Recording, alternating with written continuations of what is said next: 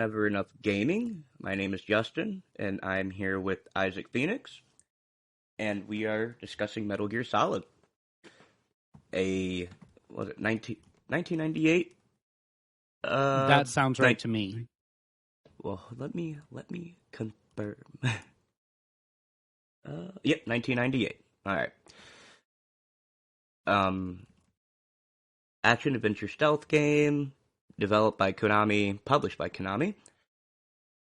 And this was my first experience with the game, surprisingly, because I feel like everyone's played this, maybe except for me, until now. Uh, yeah, I loved it from start to finish. Um, Well, hmm, I think that sitting back and feeling like everyone's played it, I think it's just people who have played it talk about it the loudest. But I think that right. there's probably a lot of people who haven't played it. And Konami knows it. And that's why they're, I think, working on seeing how well the remakes of these games will go with the third one on its way out the door. Yeah. Do you think there's a potential future for Metal Gear, like with all the, you know, Kojima not being there anymore and all that? Yeah, I mean, I think that it's interesting because Konami tried to walk away from the gaming industry, and now they're remaking Metal Gear Solid. So I don't necessarily know what their plan is because they were very clearly like, hey, we just want to do a whole bunch of gambling stuff Yeah, because that's yeah. where our profits are. And now, after everything, they're trying to relaunch the series. It know what their thoughts are on this. I really don't. And I wish that I did. And, I ended the series where, most people did at Metal Gear Solid 5, The Phantom Pain. And honestly, it left a bit of a bad taste in my mouth. So I would be excited for Konami to take what Kojima's worked on and to improve on it. I don't trust Konami to do that, but Right. we're going to have to see how this one goes and then kind of move from there. Yeah. Yeah, they're leaving so much to be desired with all the games they have rights to. Like, uh, especially if Castlevania. That's one of my favorite series of all time. Yeah, and they've got the Netflix series going for them, Mm-hmm. but I think that they are struggling with the execution. They saw Yeah. the success of God of War, tried to push that, and kind of didn't really recognize that we have Metroidvania games for a reason. And Yeah. so I don't trust Konami to really have the vision to be able to pull this off. But honestly, Metroid Prime is getting a new entry by Nintendo. And I Mm-hmm. really think that Konami just has to recognize that they are the other half of an entire genre. And all they would have to do is fully reboot the series to get it off the ground. But I don't know if Konami has that level of vision. I don't. I don't. Yeah, I don't think so. Especially if them just. Yeah, we're done with gaming. We're gonna do gambling stuff. It feels like if they come back to the industry, their heart's not going to be in it. Yeah, I mean, I think that I work on branding with businesses and, I do narrative branding and I work on, hey, how can we, instead of focusing on the short term, focus on the long term? And it's funny because these are massive companies who are trying to appease their investors, which I completely understand. But Right. these investors are people who are also not necessarily in it for the short term. They're here to make sure that their money goes far. Everyone in the financial industry freaks out if stocks start to go down. But if you hold on to those stocks until they go back up, you don't lose any money. You only gain or lose money at the point that you sell them for a higher or lower price. And so I think it's very interesting that I think not just the gaming industry, but every industry is so particular in terms of, hey, how on earth are we going to make our investors happy that they shelve teams that are putting out products that make a profit? And if you profit a penny or if you don't lose any money on a game, there's zero reason as to why you should close that studio because marketing a sequel is going to be easier. So Yeah. it's kind of ridiculous that they would do things the way that they do, especially Konami. But I don't know how much I trust them, and I think that we'll see with the third one what they choose to do, and hopefully they will get someone in there, who's able to kind of reboot things. Apple was struggling, and they kicked Steve Jobs to the curb. He went to Pixar. He gained some fascinating tools from Pixar. And when he came back, he made it the most, wealthy company in the world. So could they do that with Hideo Kojima? I don't think that Death Stranding shows us that that's the case. But it would be interesting to kind of have an Apple story kind of come in the way that, with Metal Gear and maybe even with Castlevania. Yeah. Well, we'll have to see where Kojima goes after Death Stranding too. I really wish, man, I wish he would use his powers for other things.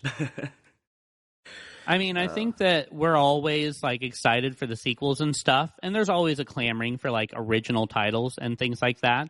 But I think that I don't know. I don't see Hideo Kojima as someone who I don't want to say learns his lessons, Right. because that's not quite an appropriate term for it. But I think that it is something to where he's very headstrong and he is certain that he is right in a lot of ways. And not to say that he doesn't listen to feedback, but I think that both Metal Gear Solid 5 and Death Stranding kind of show, hey, when he gets unleashed, he pushes through, and he deserves to that. He kept saying every Metal Gear game was his last, and then technology got better. He was like, well, this is the game I really want to make. So, he deserves what he's done and what he's created. I think that that's great for him.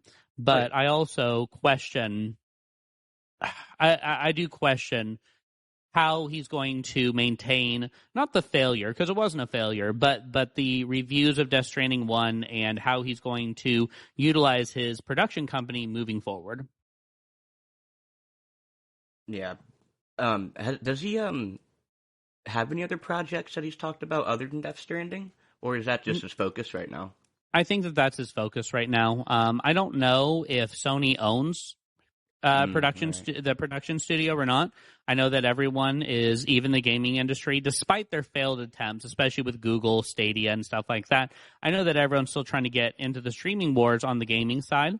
So I know that they're buying up IP, because IP is going to be attention, really. And especially if you listen to people like Gary Vee and stuff, attention is going to be the number one asset. And few aspects are going to be as strong in that as an IP will be. So I know that everyone's grabbing those up. So I don't know if he's got anything else focused, but I think that we kind of see on his work with Metal Gear that overall he is someone who is very focused on what he's working on now. It would be cool to see him go back to Police Knots and Body Snatchers and stuff, with the technology that we have now, especially with his relationship with, and I think that Konami still probably owns some of this, but I think that if he were to go back and do Body Snatchers as kind of the ideal way to remaster, get a cool Silent Hill game going, with his old IP, that'd be a cool way to go. And I think that given the fact that he pulled that from the movies, I think that he could easily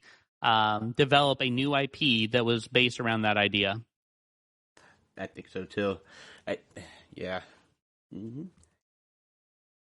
All right. Let's jump into the game. Yes. So, I love the way the game starts off. You get a cutscene that lays everything out, pretty much. Like, it tells you about Shadow Moses, the Colonel, tells you about all 6 generals, or all 5, right? 1, yeah, 5, and then 6 is Liquid Snake. Let's see.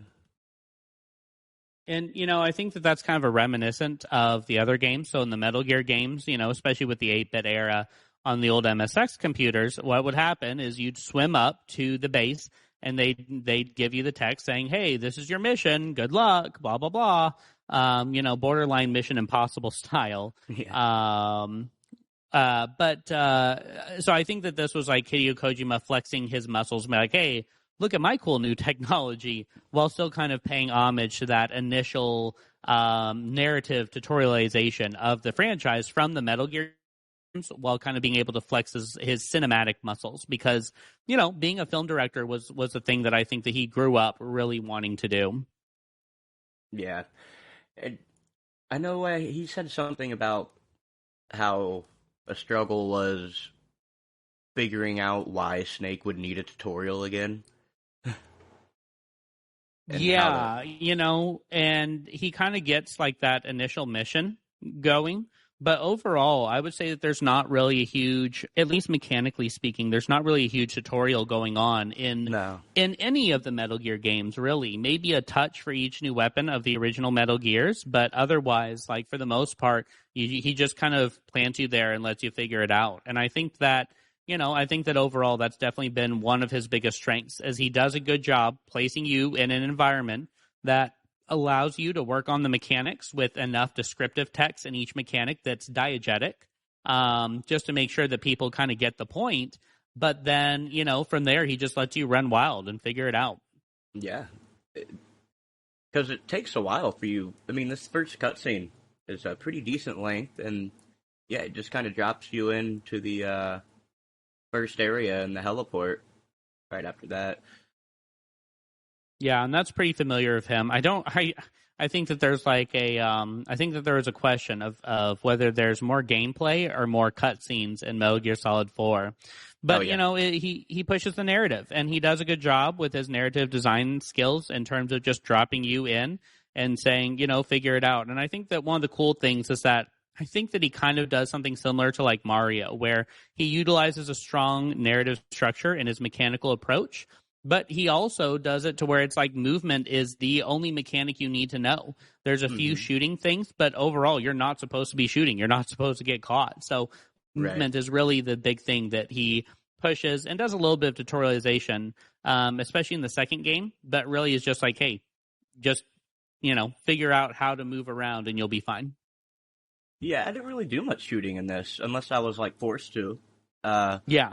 I usually was just choking people out, which for some reason took me a while to figure out how to do correctly. Yeah. I kept flipping people on accident. He does a good job with like an overlay in the fifth game, which, I don't think he's particularly concerned about the cinematic side of the gameplay as much as he is the cutscenes. So that overlay, and you might be able to turn that off, I don't know. But again, he just has that overlay with like symbols that convey the meaning. He doesn't really worry too much about trying to like walk you through things one step at a time, or if he does, it's very diegetic in its approach. Yeah. And I love this beginning area because I think it's like without kind of straight up telling you what to do like a normal tutorial. Like you get like 2 guards and then 2 more guards come off the elevator. And I think, pretty simple guards. I think there were also security cameras in this room, or it might be the next room. I think it's the next room. I think that no, it's not in the elevator because he comes up. He starts off outside, and it shows the guards and it shows him how to walk around the guards. And I think when he goes to the left and goes up the staircase, same basic area. But when he goes up the staircase, that is when he sees that first security camera, and it does like give you that little cut scene. Yeah. Yeah. Usually, the colonel will always call you and be like, "Hey, there's that new thing. Let me tell you about it a little bit." Yeah, and he does a good job with making it diegetic. So, not to say that it definitely takes you out of the action, but the diegetic nature of it kind of makes it forgivable. Yeah, the colonel doesn't straight up say, like, "Hey, that's a camera. You don't want to get caught by those." Like, yeah, we know. So that's really nice. Yeah. What do you think about Mei Ling and all these female characters just falling all over Snake? Well, I think that there's the first thing that you have to find that's pretty cool is that every mechanic in the game is diegetic, right? He saves through that, he gets advice through that, all that type of stuff. And again, it's interesting because especially when you're looking at Metal Gear Solid 4 and 5, he utilizes a lot of the same tropes moving forward, that he developed as, hey, I'm going to try and figure out how to make this mechanic diegetic, but then he utilized that then he says, how do I make this into the narrative theme? And then he pushes forward and moves that onward in terms of,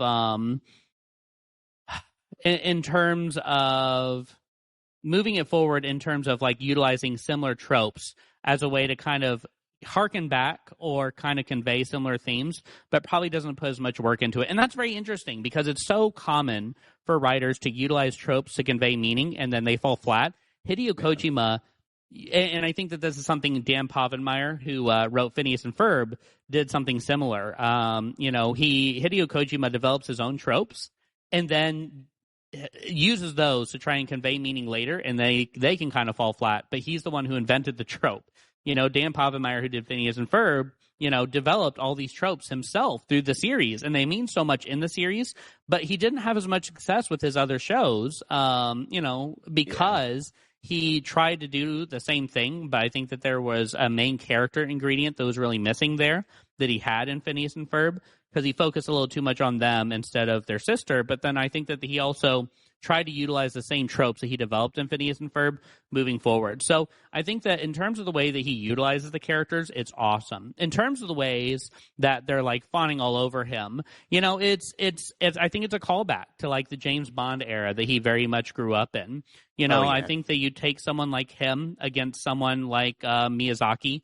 Miyazaki is strictly anti-war. He's strictly anti culture in a way. He's very much a rebel against any type of cultural aspect that pulls together. Howl's Moving Castle, he falls for the woman who keeps trying to shove him away. Mononoke is the woman, the girl is trying to push back against culture, against the other woman who's trying to drive culture, and they're each trying to do things their own ways. Whereas Hideo Kojima very much deeply enjoys the culture that he was brought up in. And I think that shows a difference between him and, people who, developed the ideas behind a lot of the Nintendo titles, right? It's not. I think Miyazaki is Mario. I know his name, but I'm struggling for Zelda. Isn't Miyamoto? Yes, Miyamoto. Okay, you're right. So Miyamoto did Mario. Right? Yeah, but did he do Zelda as well? You know what? I don't know. I don't remember, but I know that the guy who did Zelda was like, oh, yeah, well, this reminds me of exploring my backyard. Whereas Pokemon was like, I remember bug catching as a kid. And so, like, a lot of them are pulling from these experiences that they had. But Hideo Kojima doesn't do that. He pulls a lot from, the narrative tropes that he grew up with. He pulls a little bit less from the experiences that he had and more from the inspiration of kind of his childhood nature.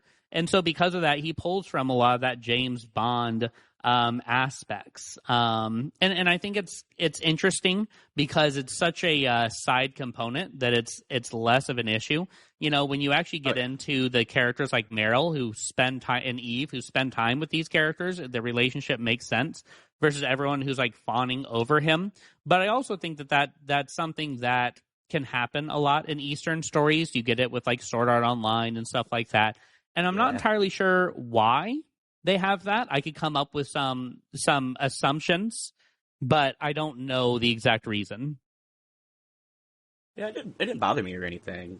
I think it's good to have both those sides of like a Miyamoto and a Kojima. I'm glad that we get both. Yeah.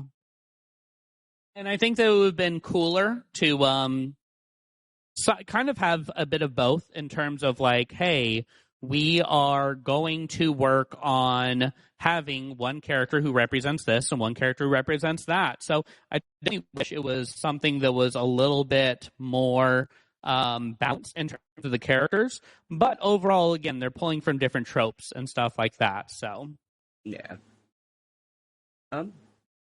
So also what I like about this beginning area, it really this and the heliport, you really get free range of what you want to do. I mean, like how you want to tackle it. Like you don't have to knock out anyone in this area, do you? Can you just wait for the elevator and then let everybody go on their merry way and just go around them? Yeah, you can fully get to the elevator without tackling anyone. And I think that most of the areas outside of the bosses, which I think have always been kind of the weak point of the Metal Gear series, especially when you compare it to something like Deus Ex, which, came here from System Shock, where the entire idea is, hey, if you haven't built up your strength, you have the ability to do this. But again, I think it's partially a symbol of both its times, though I think System Shock, at least, not Deus Ex, but I think System Shock came out before Metal Gear. I could be wrong on the Deus Ex side, But, again, harkening back to the original Metal Gear games. So I think that the bosses are the weaker part, but I think that for the most part, you get a lot of free reign for most of the game. Yeah, I do agree. The bosses are kind of the weaker part. I mean, they're interesting concepts, but they like they don't give you that free range. There's usually just one way to fight them. Like with Vulcan Raven, you got to throw the grenade in the tank. It would be cool to give you more free range to figure out other ways to take these guys down. And I think that overall, it's something they change a little bit in 5, but that's mostly it. Yeah. Yeah, I know they like. Isn't there a sniper fight similar to the sniper wolf fight in 3 with like an old man, right? So there is 1 in 3 with a character called the End. There is Sniper Wolf in 1. There is a sniper. I think one of the Beauty and the Beast characters from 4 is a sniper, but I don't remember. I don't remember who the sniper character is in 2, but I know that there's a segment where you're the sniper. And so I don't know if maybe that's you taking place. Because, again, most of these sniper battles are you have a sniper rifle. But and then 5 has a sniper character as well. But, again, with 5, there's a whole lot of different ways you can kind of approach the fight. So you can go full Metal Gear Solid 1 with the classic approach. But there's also, utilizing all the tools you have, you're very much allowed to, kind of experiment with what's going on with those fights. Yeah, I've never played 5, but I have seen some amazing videos. Like it looks like you have a lot of free range in that. I mean, you can sneak up behind a tank, attach a balloon to it, and take the tank without anyone even knowing where you are. I mean, it's great, especially if you throw a decoy in front, pull the troops to the front of the tank, take the tank, and sneak off. It's awesome and hilarious. And coming from the narrative design side, 5 was one of the best games I've ever played, and a huge disappointment. And it's a struggle for me as a narrative designer because that's part of what drives my enjoyment of games the most. And it fell so flat that I can't enjoy the gameplay as much as I wish that I could. Yeah. So you get to the heliport, and this is an area you get to pick your way. At first, I didn't know that there was 2 vents you could crawl through. Oh yeah, I went to the bottom one, which you don't get the extra scene with Meryl. Yeah, looking down at the vent at her. So I actually started the game over just so I can go through that top vent. One thing I thought was funny, I was halfway in the vent when the colonel called me and was like, "Hey," he said something, I think, about the camera or something while I'm halfway in the vent and the camera's right there. I was like, "Okay, Colonel. Okay." Yeah, that's hilarious. And I think that in the vent is where Miller is introduced as well, right? Yep, yeah. And is this the vent where you get to see the soldier on the bathroom? I don't think that so. Johnny appears until later on, but I don't remember. Yeah, I think it's a different vent system where you meet Donald Anderson, but that's the only aspect of the vents that I really remember because you do get to see Meryl. In fact, I don't know if it's the first vent that you get to see Meryl or if it's the vent that you're trying to get to Donald Anderson, where you get to see her. Man, because I know you see her when you go in the top one, and you don't see her if you go in the bottom one. Yeah, but I think the first time you have to see her might be when she's eavesdropping on you and Anderson. Oh, yeah. I think, but yeah. You can also get your pistol in this area, but I didn't use the SOCOM at all without the silencer. Oh, yeah, same here. I mean, Metal Gear Solid 5 gives you such a huge wealth of tools, and if I wasn't using if I wasn't using I think it's an M1, I don't remember, then I had some kind of modulated silent sniper rifle. Hell yeah. Do you like well, actually, we'll talk about the sniper if I get to it. I was going to ask something about it. So as you're crawling through the vents, you learn that, I guess, America sent out F-16s, or the Colonel, or Yeah, and they got Liquid Snake shot them down, and they say if you try this shit again, we'll launch a nuke. So now it really is Solid Snake. Uh, then you get to the tank hangar, and this is where you get your first call from Miller. Yeah. And do you like Miller? I like him. I think his info he gives you is pretty nice, and I like the backstory he gives. He gives you more info on Snake himself, too. So your approach to Miller and my approach to Miller are going to be very different. In fact, overall, it was very interesting to kind of see. So Miller is very first introduced in the first Metal Gear game, and then you kind of figure out, later on down the road that he's been dead for a long time. But, for me, my first approach to Miller was actually with Metal Gear Solid Peace Walker. And so because of that, with Metal Gear Solid Peace Walker, I actually got to develop a relationship with him more than just, the comm aspect. So I am a huge fan of Miller up until the end of Peace Walker, where you start to get some really weird vibes from him. And then Metal Gear Solid 5 kind of adds on to that. And again, I think that that's a bit of a bit of a thing that Hideo Kojima just did not do the best job laying out. So I was a fan of Miller because I actually got a really solid connection with him. But then moving forward, I also recognize the challenge with that.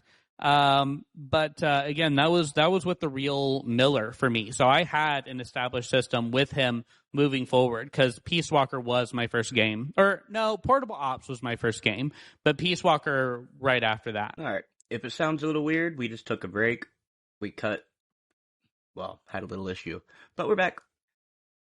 And we left off talking about Miller, and we're crawling through the vents.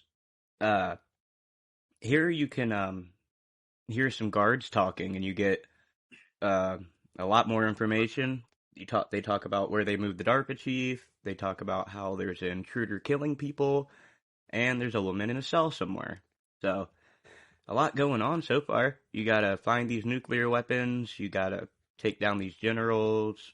You have a lot on your plate. I think that Hideo does a good job of basically layering the goals to where he's like, hey, here's your big goal. And he did this in the Metal Gear games as well, to where he's like, hey, here's your large overarching goal, and here's a bunch of sub-goals on the way. And then, again, getting into Metal Gear Solid 5, he does a really good job with that because you have, a main goal of getting through, of building your base.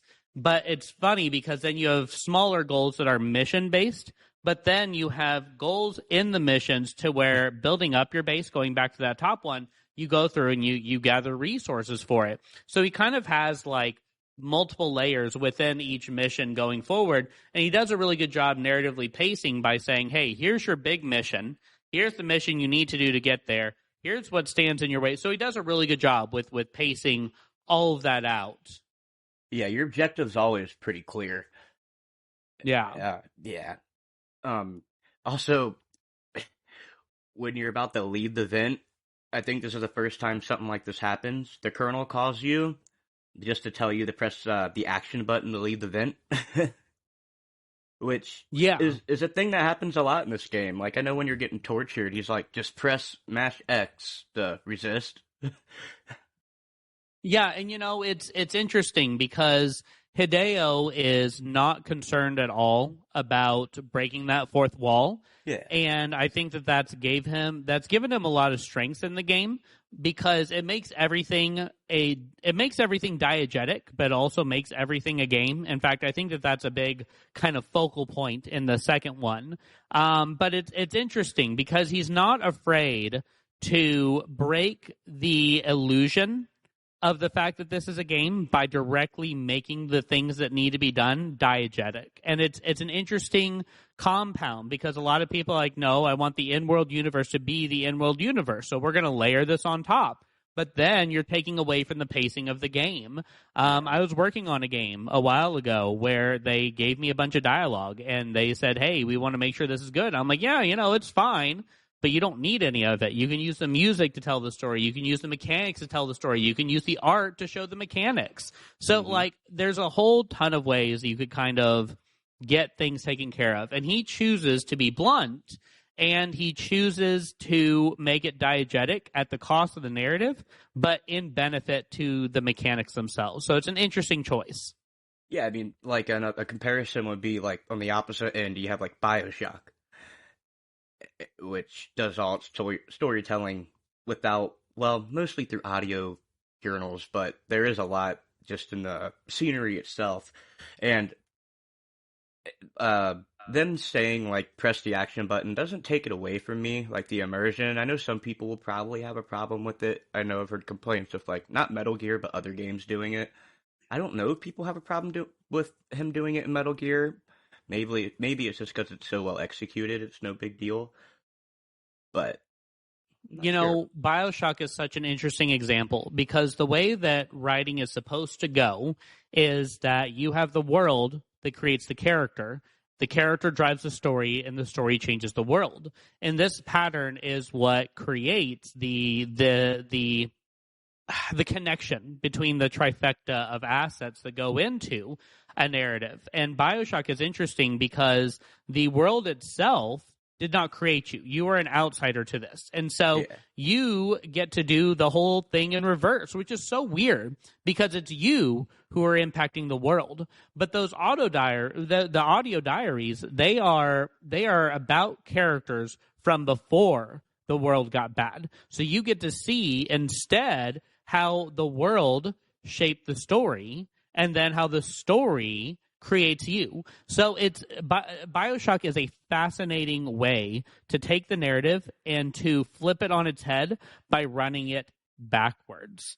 And so it's a great example of how to do it, but I don't think people really focus on the why. It's so fascinating, but it's a great way to go about it. And I think that the third BioShock had problems because they tried to do something more traditional, and we're just so used to doing things in reverse that it killed some of what they were trying to pull off, plus or minus a few other issues.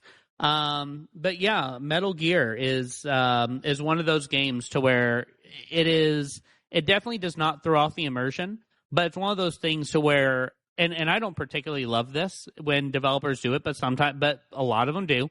They throw in one mechanic and it's used one time. So you have to tutorialize it for that one spot and then never use it again. And to me personally, I hate that. Yeah, same. Did you say Metal Gear does that sometimes? Yeah, well, I mean, you do spend a decent amount of time crawling in the vents, but you Yeah. definitely it's not necessarily the most time that you spend. So it's not a one-off mechanic. I know that like as good as Portal is, it uses that sometimes. Mario also does something similar to where they'll just utilize. They'll give you a strong core gameplay loop, but then after they utilize a mechanic in a world, they just don't tend to bring it back. And that's a perfectly fine way to go about it. I mean, Mario makes bank for a Right. reason, for its game design. But overall, the vents, as much as they are, a decent way to get around, I think that at least for Metal Gear Solid, I think that 2 was a little bit different in this regard because it was trying to kind of combine like the camera shots of Resident Evil with the more first-person action of going 3D. But Metal Gear Solid 1 is as much Metal Gear Solid 1 as it is Metal Gear 3. Despite the fact that it is in 3D, you're still, hiding behind boxes and walking around out of eyesight more than you are finding a creative way to go around things. Yeah. Also, when it comes to the boxes, do you ever use the cardboard boxes? Oh, yes, all the time. In fact, I love the cardboard boxes. And what's funny about the cardboard boxes, so those popped up in Metal Gear. And I don't know why they popped up in Metal Gear, but I know that they're kind of just like a series staple at this point to where, like, even though it's a joke and the characters comment on the fact that it's a joke, it is just a huge staple. And I love it. I love the boxes. In the fifth one, oh, no. Okay, so in the fifth one, you can get in a cardboard box, which is great, but you can also like go down hills and slide in the cardboard box, sometimes ruining it Okay, in the that's cool. process. But in Portable Ops, you actually can climb into a truck and put the box on. Actually, no. I think it might be in Metal Gear Solid 3 that you can climb into a truck and put the box on and then be transported to wherever the truck is transporting to. And in Portable Ops, that's part of how you win the game or how you leave a level. And I think that there were aspects of that in 5 as well. But in Peace Walker, which, you know, being a PlayStation portable game, they had a lot of freedom because it wasn't supposed to necessarily be canon, especially not like the canon that connects 3 and 5 together. But they actually, like, when you start building Outer Heaven and when they start giving you the materials to, like, hey, you can craft new weapons. You craft the most ridiculous things with your cardboard box, and I personally love it. But, like, they give you the ability to put together a cardboard box tank that actually shoots, like, stun something or another. And I loved it. In Portable Ops? Portable in Peace Walker. Peace Walker did that. Okay. Huh. That sounds pretty cool, actually. I like it that. is ridiculous in every sense of the word, but I think that, talking about what we talked about before with the women fawning over Snake, right? That is a sort of, I don't want to use the word parody because it's not like Austin Powers, but it is definitely like almost satirical in a way of the James Bond franchise, the same way that like Kingsman is, right? It's not a satirical film, but it also embraces, it's not a comedy, but it embraces the ridiculousness of the epicness and the scale of what Bond offered. And so this kind of does the same thing, and it very much becomes very meta, very self-referential when, you know, there's in Peace Walker, they teamed up with Capcom to create a level for Monster Hunter, and they also teamed up with Sony to do a level for Ape Escape. And in the Ape Escape level, your job is to go and hold up monkeys with a banana gun, and they brought that back in the 5th one just for being, you know, referential. I forgot that you haven't played the other games, so later on the other games, you get to like sneak up behind someone, point your gun at them, and they'll stick their hands up and they'll get down on the floor scared. Oh, really? Yeah, exactly. And that, I think that starts in the 3rd one. It might start in the 2nd one, actually. But you can do that. And so because that became a staple in Peace Walker, there's like Ape Escape monkeys from the game Ape Escape, and you can sneak up to them and do the same thing to them. But because they're monkeys, they give you a banana. And so that actually becomes like a parody thing that they put, I think, in 5. That's funny because the game before I beat Metal Gear Solid was Ape Escape because we're doing Ape Escape for the podcast. Okay, well then, yeah. So you'll be able to reference back. I think that I'm wrong. I don't think it was Peace Walker. I think Peace Walker was Monster Hunter. I think it was Metal Gear Solid 3 that did Ape Escape. Oh, okay. That's really interesting. I like that about Metal Gear, how much the seriousness mixes with the just insane. Well, there's a mission in Ground Zeroes to where you have to like rescue a VIP, you end up going and rescuing him, and it turns out to be Hideo Kojima. Oh, so you know, he very much embraces that ridiculousness, and honestly, like I love that. I think that that's really one of his strengths that he plays into is embracing that meta. Yeah, that's awesome. Because most game developers wouldn't do that, like, in their main story. It would be like an Easter egg or something. I mean, most of his stuff is an Easter egg. It's not necessarily like in the main story, but it's also not like completely and utterly hidden away. I know that for my game development, it's one of those things so where I try and find a nice mixture of both. And I very much try and justify all the mechanics that go into something. So one of the games I want to do in the future has a very interesting choice system to where you cannot go back and take choices away that you previously put in. And it's very strict on that because it's designed to be one of those things that you're never going to play the same game twice, the game the same way twice. So like a Supermassive game, kind of? It is. It's very narrative based. It's very based off of Mass Effect, and again, it's so far down the road for me development wise. But one of the justifications I made, because I was very much like, well, shoot, if you lose characters along the way, that's going to suck. It's not like Fire Emblem, but the Final Fantasy VII remake ended up doing that. Even though the creators had to kill off certain characters, they're like, well, how can we bring them back? Because we made a sequel with them, and now we like them, and now we want them back. So it's not always the best move, But I developed this idea of like the ability to reach into alternate universes. And I'm not a huge fan of alternate universes. That's a whole discussion in and of itself. But it was for me a way for me to narratively cop out of a situation that the player would stick themselves in because it made a stronger impact. And so I think that those meta self-referential things are great because it does kind of break up the pacing and give you a sense of how do I separate myself? How do I feel the ability to get what I want and what the director wants at the same time? And I think that Hideo usually does a good job with that. Mm-hmm. Yeah. Well, yeah. Then when you're crawling through the, oh, okay, hold on. Oops, I went forward a little bit. Um, so you end up in a tank hangar after you leave the vent, and I think this is where your first cameras are. Maybe. No, no. This is where you first get the, how do you say it? Chaff grenades? Chaff grenades? Yes. I Yeah, think it's chaff. I think so.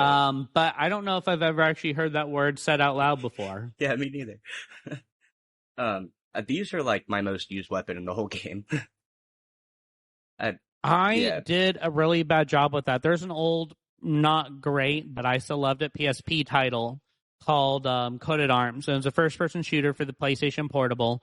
And I used it a lot in there because there was like biological enemies, and then there was like machine enemies, and then there was one other, maybe energy enemies. And so I used it a lot there because you're like very specifically catering to that type. But I mostly just snuck around cameras and stuff. So I didn't use those grenades as much outside of the battle with it's not Vulcan, but like whatever that guy is in the tank. Yeah, yeah. Also, you can use them on the Cyborg Ninja too, can't you? I think. I don't know. I don't Yeah. think Oh, I ever yeah. You tried can. that. Yeah, you So can use. I that did makes it. sense. Yeah, I did it once, and it stuns them for a little bit. So Okay. That yeah. would have made all those fights so much easier. Yeah. That was one of my honestly. Well, we'll talk about it when we get there, I guess. Uh, so you get to the elevator, and you get more vents, and you get a call from May saying well, you're close to the security chief. And this is where you look down and you can see a guard sick on the toilet.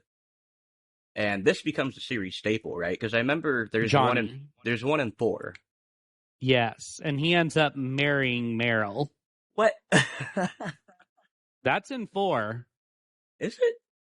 Yeah, so Okay. I'm trying to be careful with spoilers for you, especially narratively speaking, but Oh, you're fine. that is straight up what happens in 4. That's that same character, Johnny, who has all that. In fact, I don't remember if it's in Portable Ops or where it is. I think you see him in 3, but you end up seeing Johnny's father. But in the Solid Times, it's Johnny is his name, And this is the and same guy that he she ends takes up. Oh, sorry. Yeah, no. Yeah, that's who she's with at the end of the game. The Of person, 4. like, she takes her, his uniform and everything, that same guy? And this I one? guess. I Yeah, I think it's think the same so. guy. Yeah. Yeah.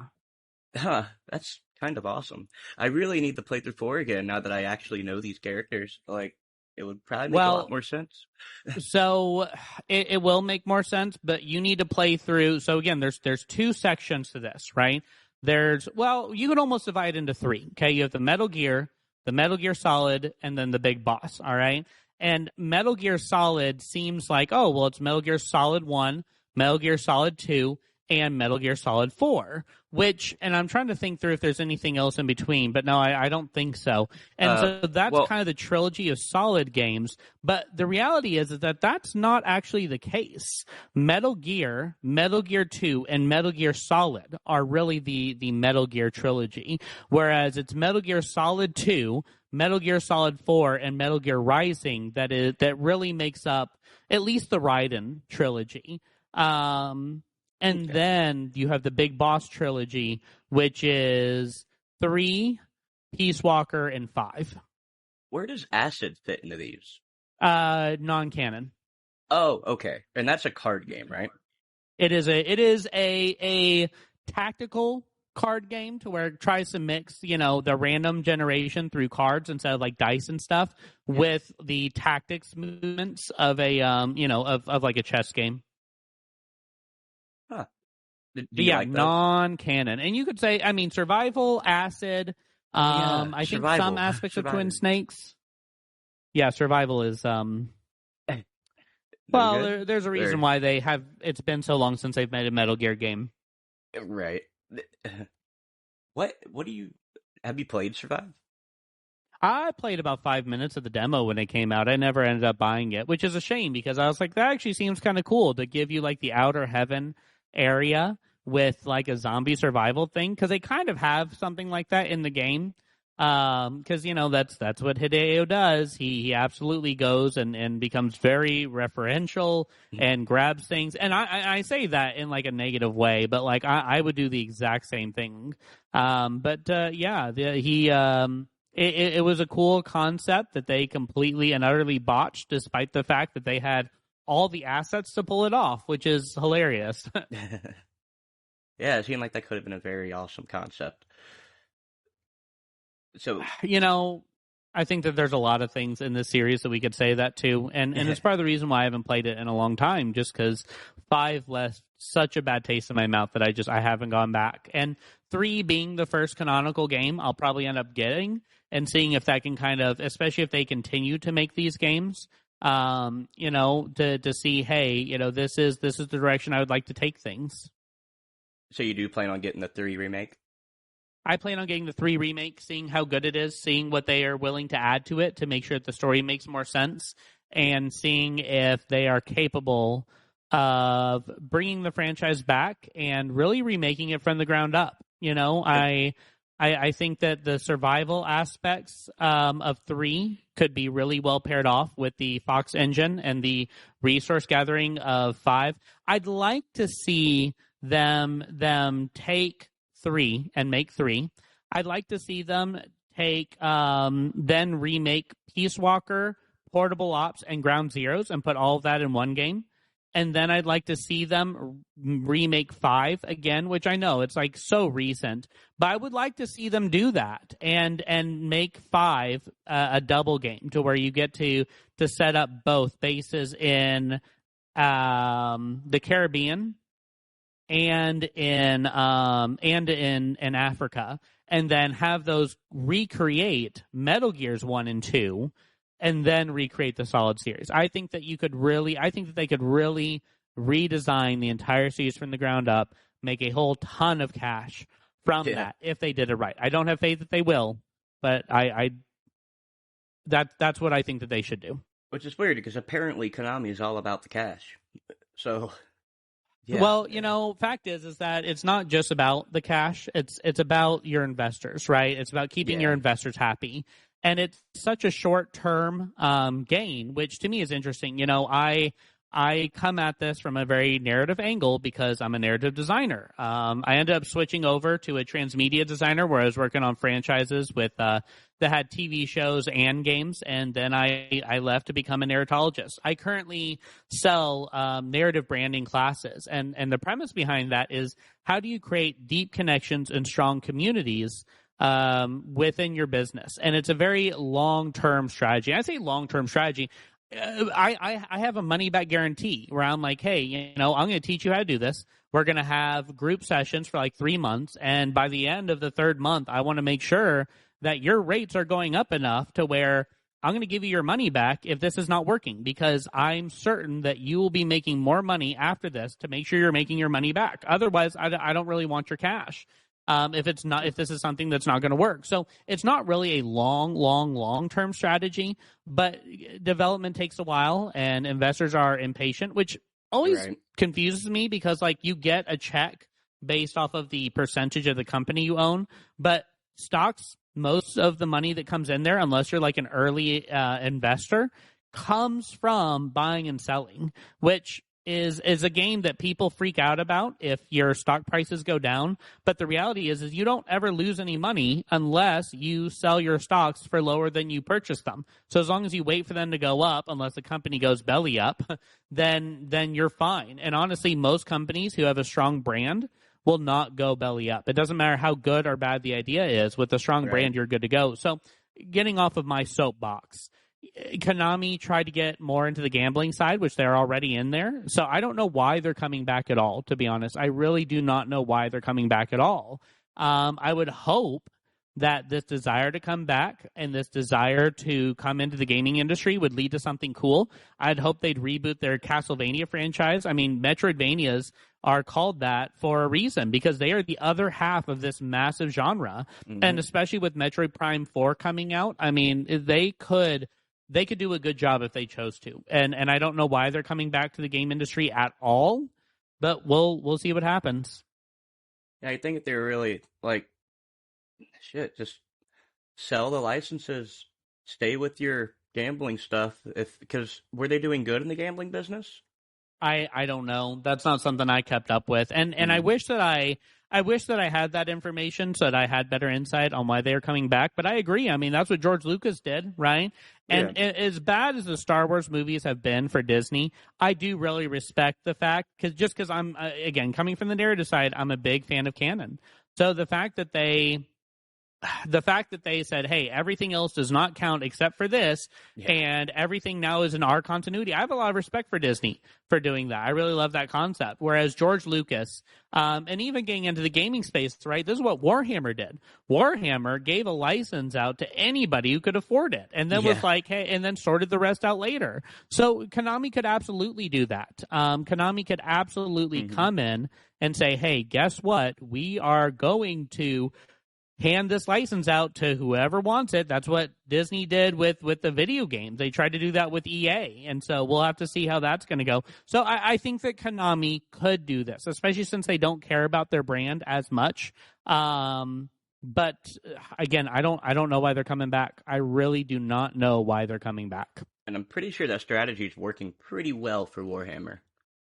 It's done a good job for Warhammer, and they've got a small ideation process where they check and make sure, hey, is this person, good enough for the franchise? But it's not, it's not heavily laden. So, it does work out for Warhammer, who, makes money off of the IP, but doesn't have to worry about whether or not something is good or bad. It worked for Star Wars in the past as well. They made bank on the license, on the world, but they didn't have to worry about whether or not something was good or bad.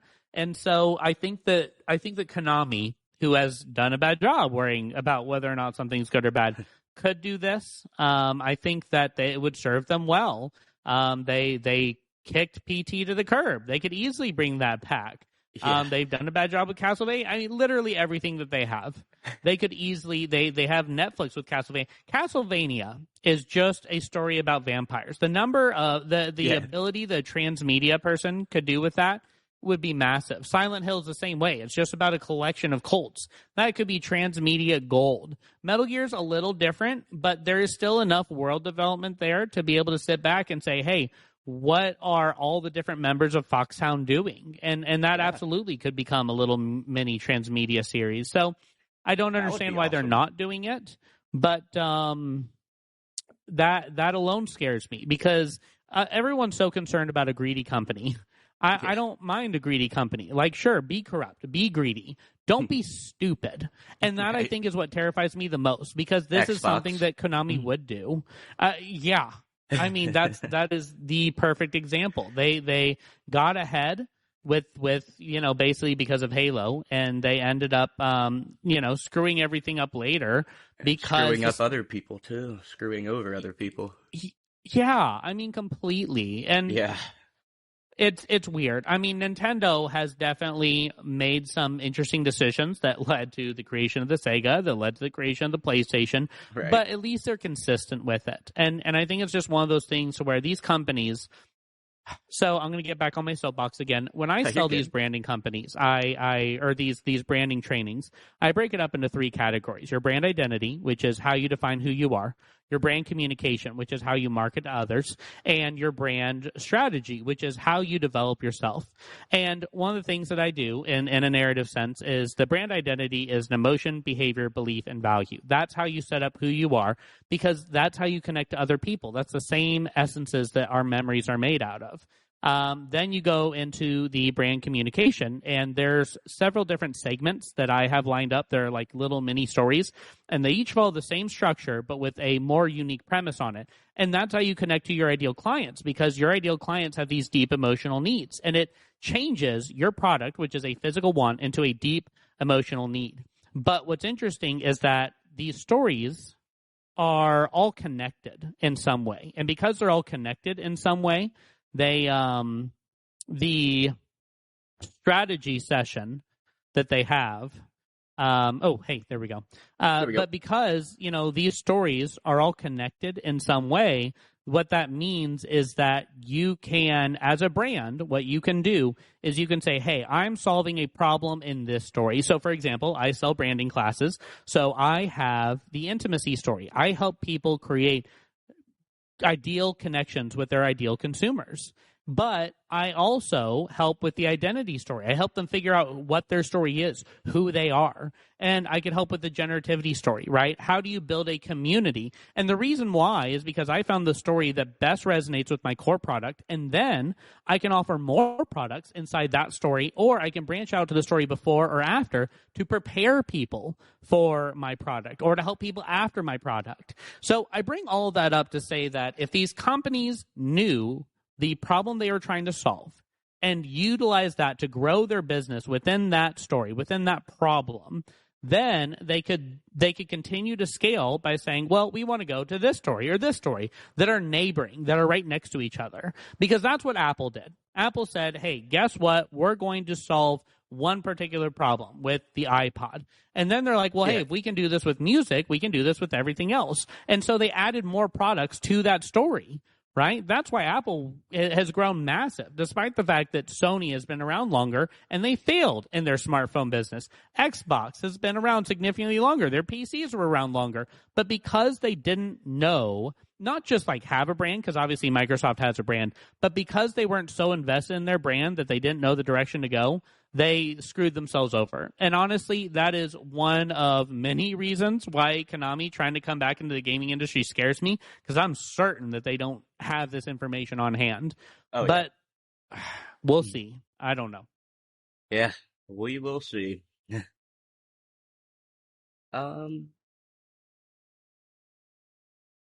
Where were we? All right. Also, whenever we have like dead air and stuff like that, I plan on trimming all that up. Okay, cool. Yeah, I didn't want to interfere too much, especially having you kind of guide the whole thing. I know that we were just at the point of getting to Donald Anderson. Yeah. Yeah. So. Oh, you also can see Meryl doing sit-ups in her cell. And, okay, so they do set this kind of up, because you said that they get married, Johnny and Meryl. And the first thing, the first thing you see Johnny do is get sick on the toilet, but also talking about how built the woman is and how fine she is. So he already, wants her at this point. So that's kind of interesting.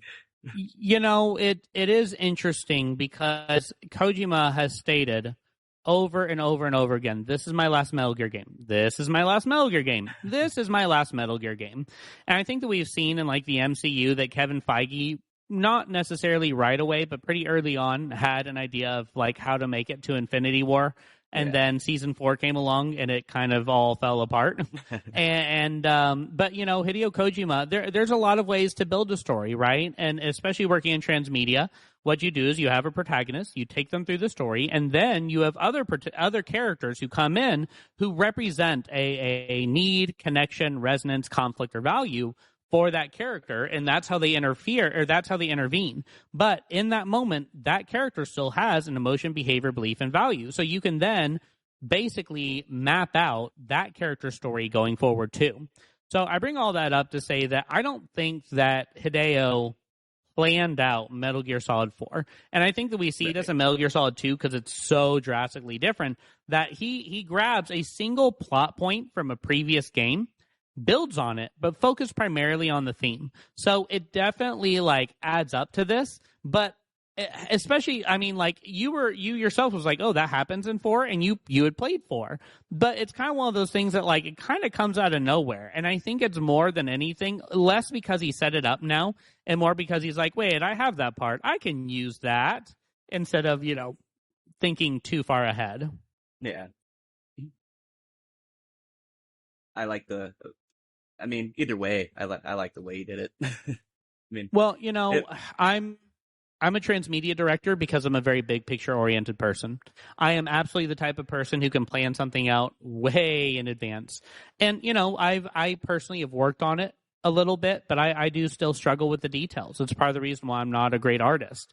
And it's honestly caused me a lot of pain not having the natural tendency to be able to dive after the details. But I think that Hideo dives so deeply into the details and provides so much context in the moments.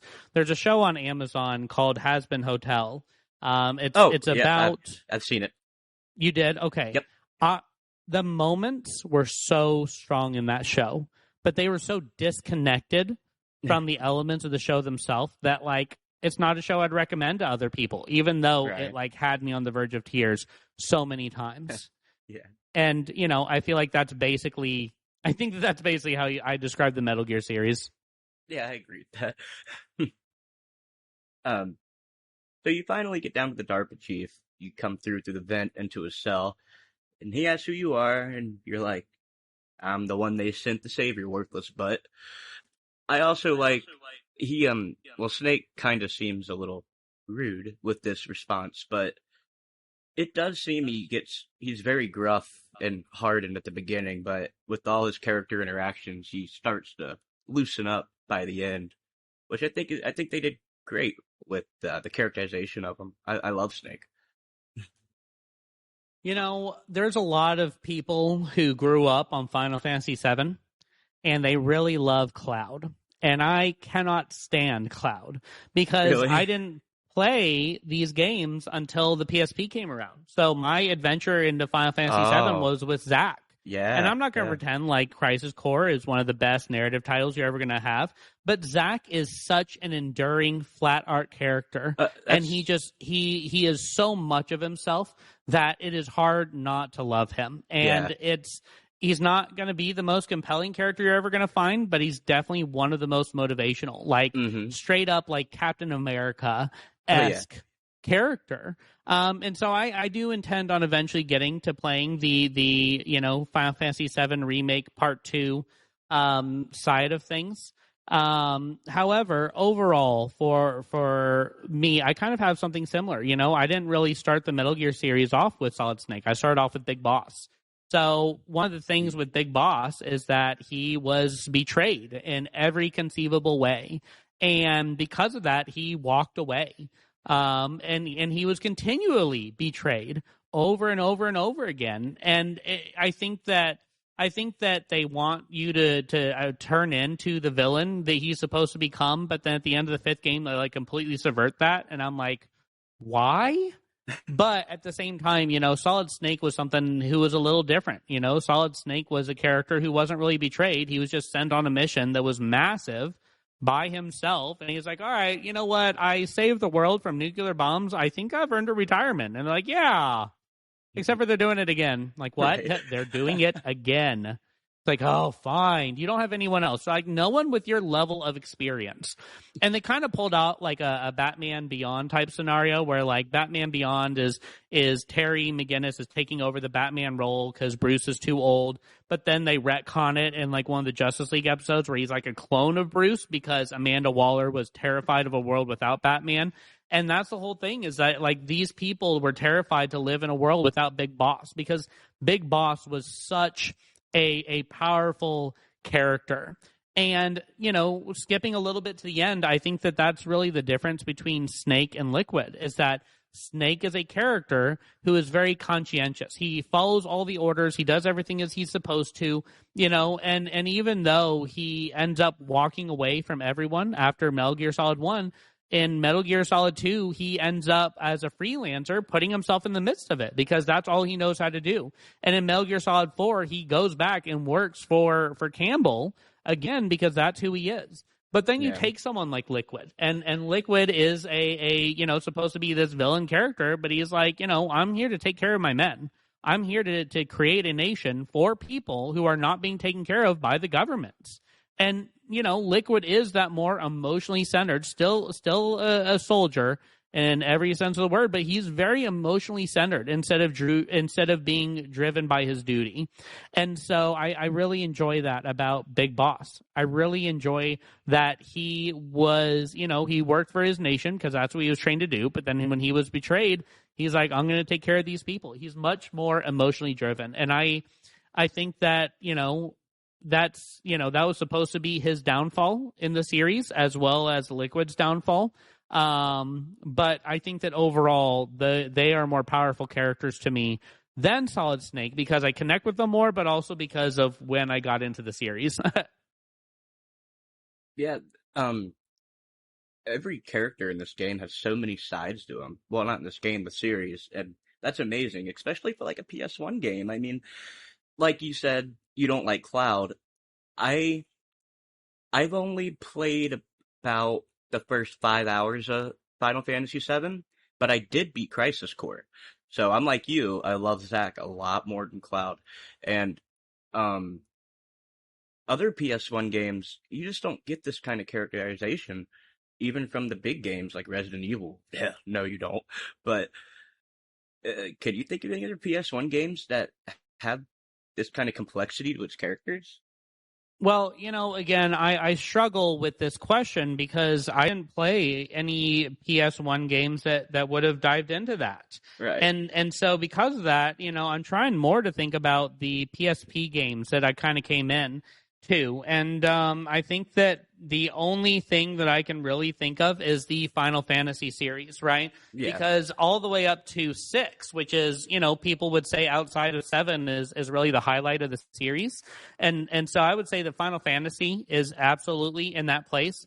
And it's funny because I was a huge Square Enix fan growing up. And Final Fantasy 7, Kingdom Hearts 3, and the Avengers game were some of the most entertaining games that I had played right before I gave up on Square Enix for a very similar reason that I gave up on Metal Gear, because they kind of sacrificed the story and just put all of their resources into the gameplay, which is fine. These are video games, right? They're supposed to be fun. But because of that, and my position as a narrative designer, I don't support anything really that Square Enix does. And after that, they did Strangers of Paradise, which was not great. I didn't love Final Fantasy VII, so I haven't gotten any of the new ones. Yeah, I mean, I heard that was a nightmare. Yeah, I've seen some gameplay and I've seen some of the cutscenes and dialogue. And I'm like, oh, Lord. And, it's not, I don't like blaming the studios for a flop.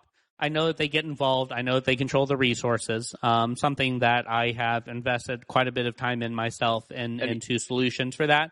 However, I think that you have to recognize there's the writers who are problematic. So everyone was railing against Konami, and Konami was 100% in the wrong. But I think that Death Stranding is us seeing what Metal Gear Solid 5 really could have been, where he gets the reins let off of him, where it ends up becoming, a game that probably had low expectations to where it was like, okay, this is just a walking simulator. It's the best walking simulator you'll find, but let's be honest, 1 is massively larger than 0, but it's still just 1.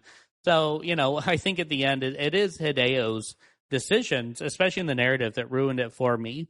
And it's one of those things to where there is a lot that goes into the idea of trying to maintain a lot of the stuff that goes on, and that is absolutely a huge issue.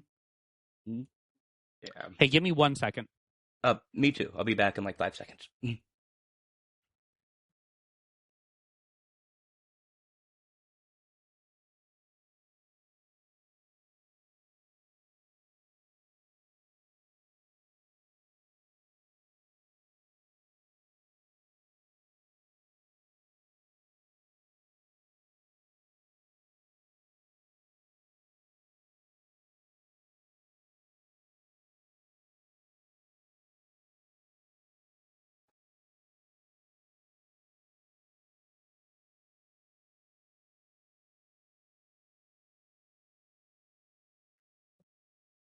You back? Hello?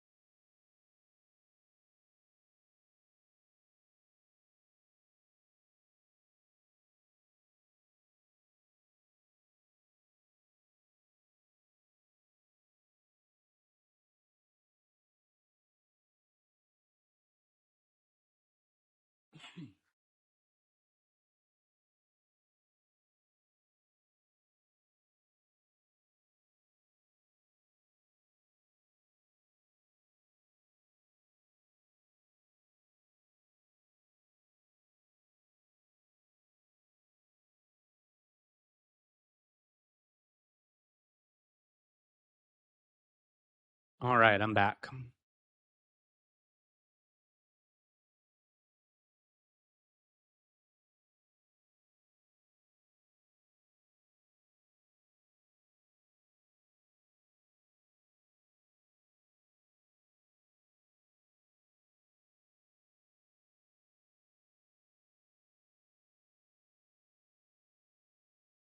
Oh, hey.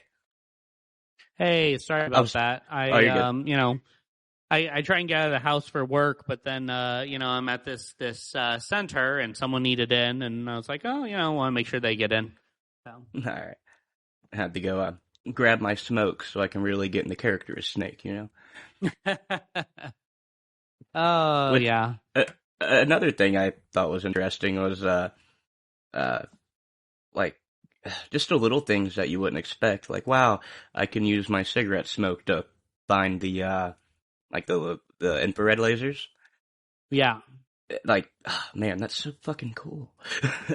I really do wish that they would take game designers like Hideo, people who did Breath of the Wild, and really find a way to integrate some of that stuff in with like the Unreal Engine to really be able to be like, hey, here's a series of like shortcut assets developed by industry leaders who want to be able to hand out some of the aspects that kind of give credence to what they're doing.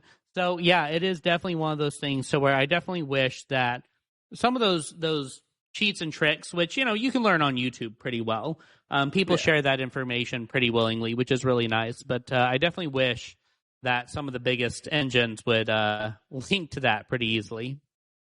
And it, that'd be the that'd be an awesome place to do it. Would be with these realistic engines.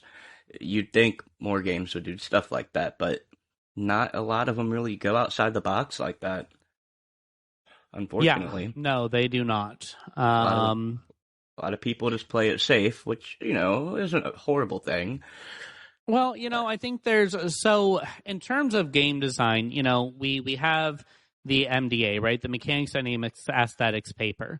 And I think that Mhm. I think that the first key to really what's going on is you get these aesthetics. And I don't think that, the game directors and the creative directors know enough about these, because if they did, and if they really knew how to connect them in with the narratives and everything else, then they would.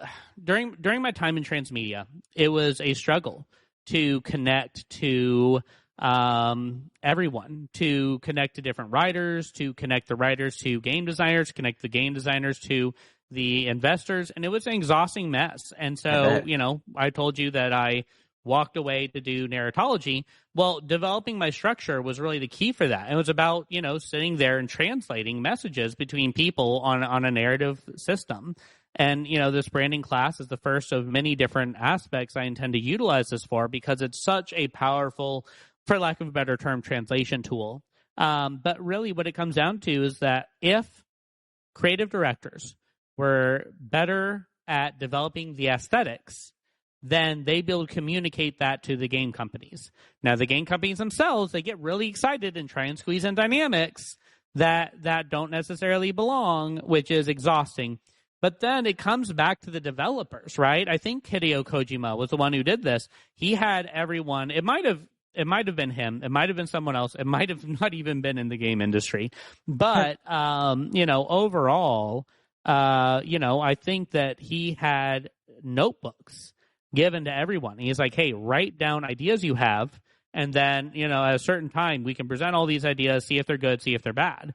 And so he offered that to people. And so it comes down to, do the creative directors have a good understanding of the aesthetics to be able to communicate to the companies why dynamics should or shouldn't be used, and then the ability to work to allow people freedom within those dynamics to be as creative as possible, so that the developers can develop things in this regard. And the answer to all three of those questions is no. Well, the problem is a lot of people they have like one vision, and that's how the player should play it. I feel like that's how, unfortunately, a lot of game designers look at it. But then you have things like Tears of the Kingdom, which I wish more current games would take inspiration from. Well, Breath of the Wild too.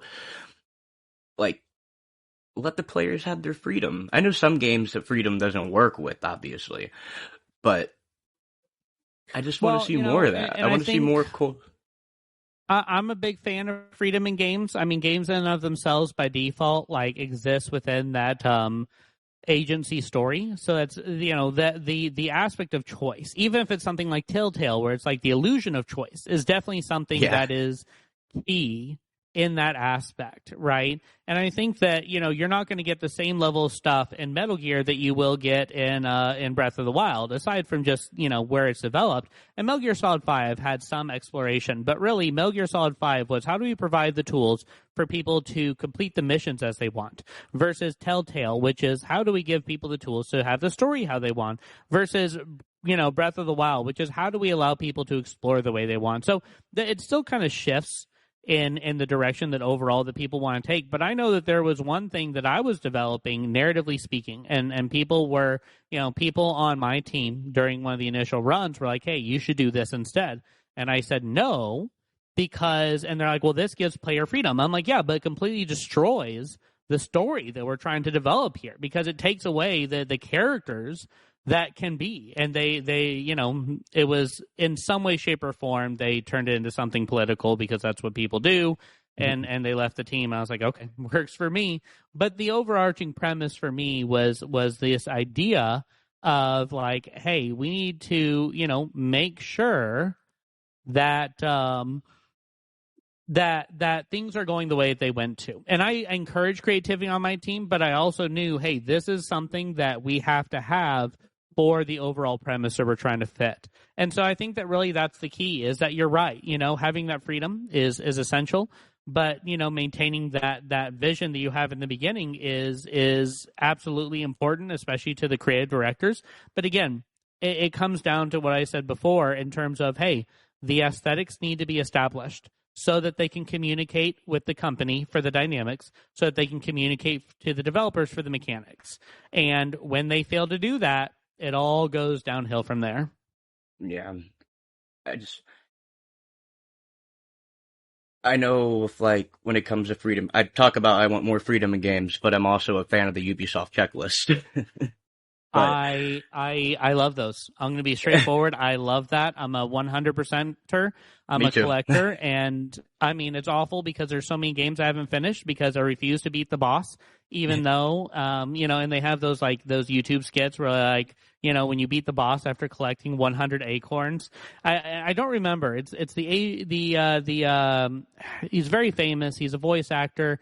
He's an Asian guy who's very funny. He does a lot of video game references. I forget what his name is. I'm not subscribed to him, but he's funny. And he has this skit where he goes up to the boss. He's like, I'm the final boss. I'm the big bad. And then he like taps him on the forehead or something, and the big boss just dies. And then it cuts to here. He's like, I found all 1,000 acorns.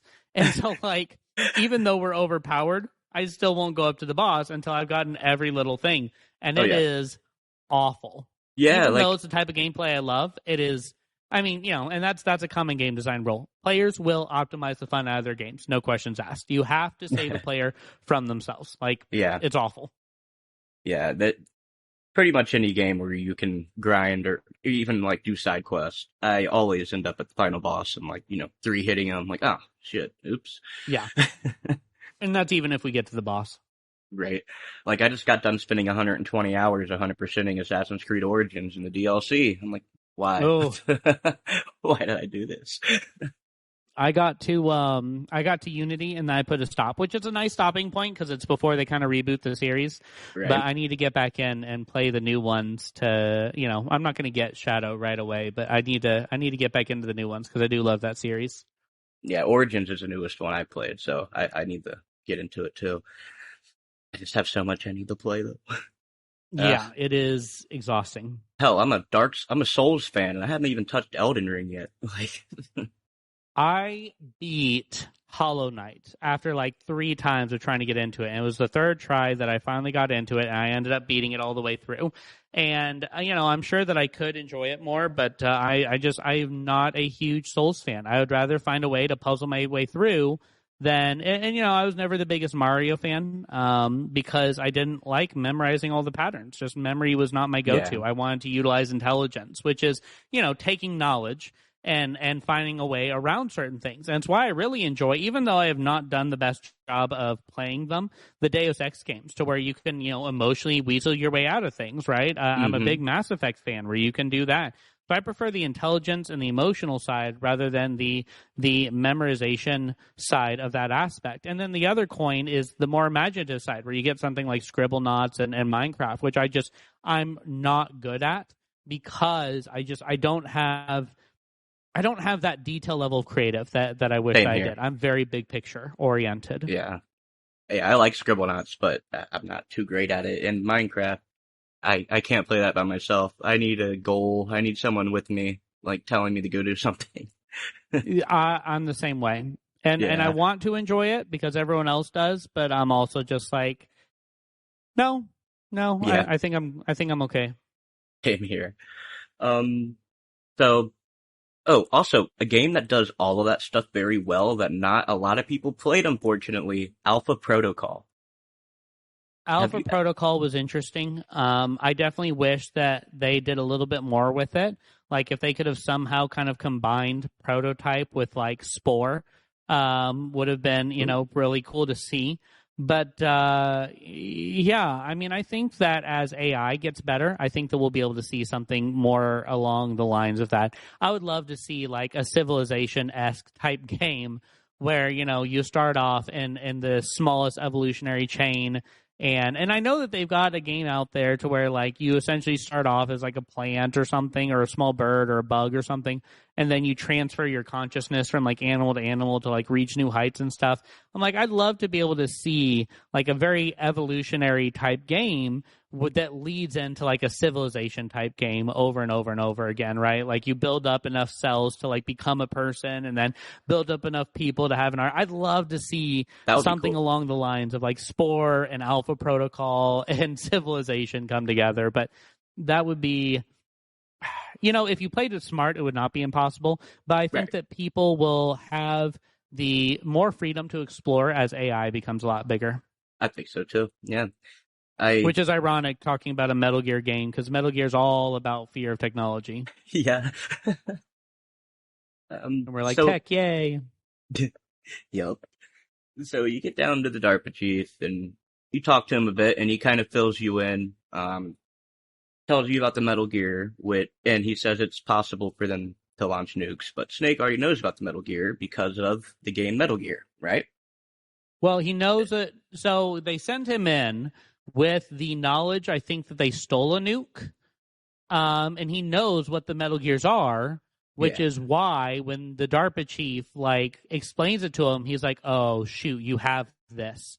Yeah. How on earth did you guys get this?" And then he's like, "Wait, you know about this?" He's like, "I've been doing this for a while now." And so I think it's like that interesting shock. And I think that it's kind of funny because, again, this is kind of the end of the trilogy for the end of the Metal Gear trilogy, right?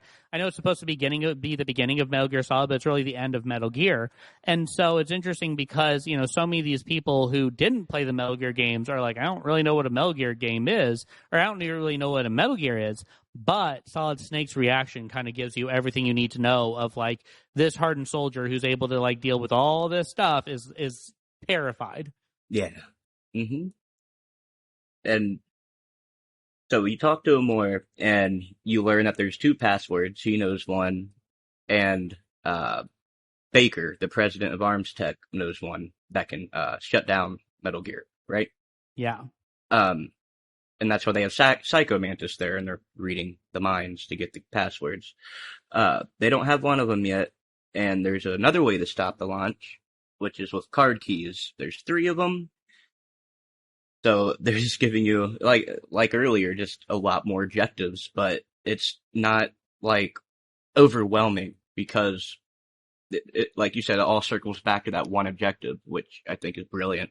Instead of having like a list of things to do, which they could have And easily it's done. interesting because they give you like a MacGuffin to chase, but then the MacGuffin fails, so they give you another MacGuffin. It's Yeah, not the best way to go about things per se, but it definitely does a decent job with the pacing that they're not like, hey, here's the MacGuffin, here's the end of the thing.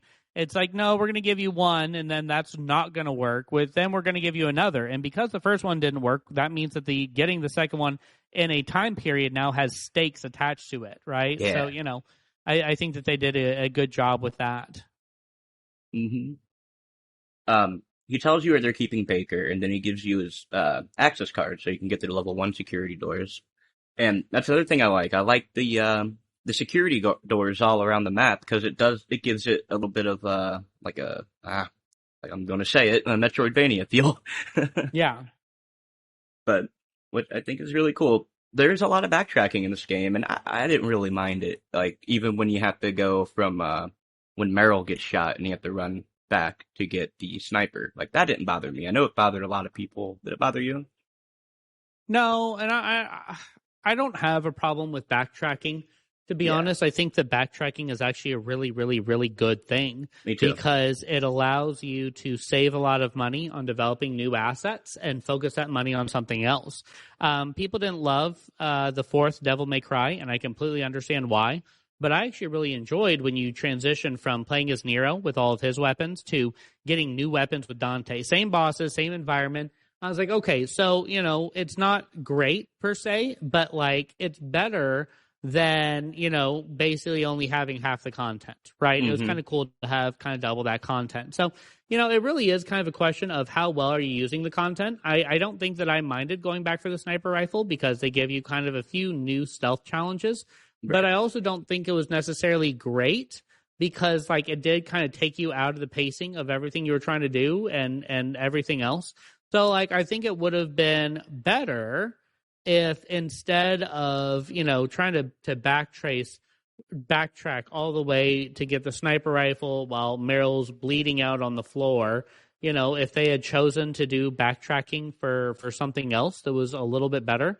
I think that like Metal Gear Solid 3 has a very interesting thing where it's not backtracking, it's the same environment, but they utilize a lot of references for the game to create a new thematic moment.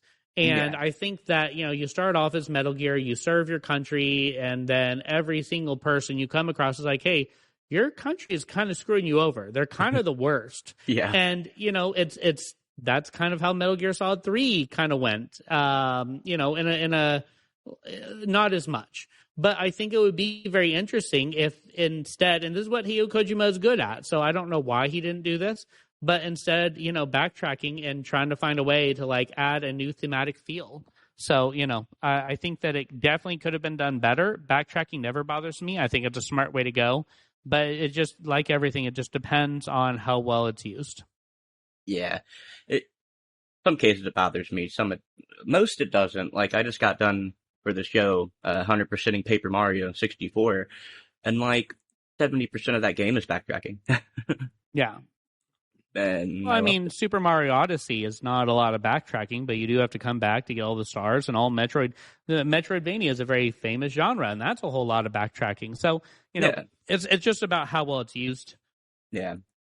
Um, so as soon as he mentions something about the Pentagon, he appears to have a heart attack. So the colonel calls you or do you call the colonel? I don't know. But you ask the colonel, hey, are you hiding something from me? And he just says, the operation is code level red, so I don't have all the information. Sure. And the door, after you sit there for a little bit, which is kind of another thing that's interesting, is instead of telling you that, like, instead of making it so you have to, like, find a way to leave the cell or just opening it immediately, they let you sit in there for a little bit.